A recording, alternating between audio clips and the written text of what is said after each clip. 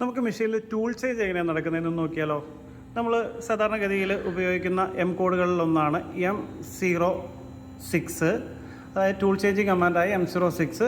നമ്മൾ tool number 5 ആണ് നമുക്ക് സെലക്ട് ചെയ്യേണ്ടത്. നമ്മൾ M06 ടൂൾ നമ്പർ 5 സെലക്ട് ചെയ്തതിന് ശേഷം ഈ എൻഡ് ഓഫ് ബ്ലോക്ക് എന്ന് പറയുന്ന ഈ ഒരു സ്വിച്ച് കൂടെ കൊടുത്തു കഴിയുമ്പോൾ നമുക്കിവിടെ ഈ ഒരു ബ്ലോക്ക് കംപ്ലീറ്റ് ആയി എന്നുള്ളത് കാണാൻ സാധിക്കും. നമ്മൾ അതിന് ശേഷം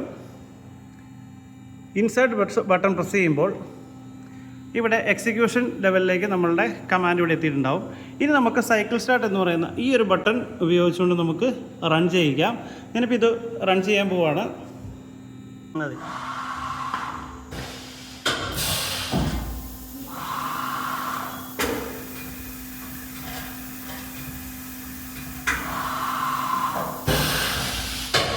വെറും 2 മാസത്തിനുള്ളിൽ CNC മെഷീൻ ഓപ്പറേഷനും അതുപോലെ പ്രോഗ്രാമിങ്ങും പഠിക്കാൻ താല്പര്യപ്പെടുന്നവർ താഴെ കാണുന്ന നമ്പറിൽ ഉടൻ ബന്ധപ്പെടുക.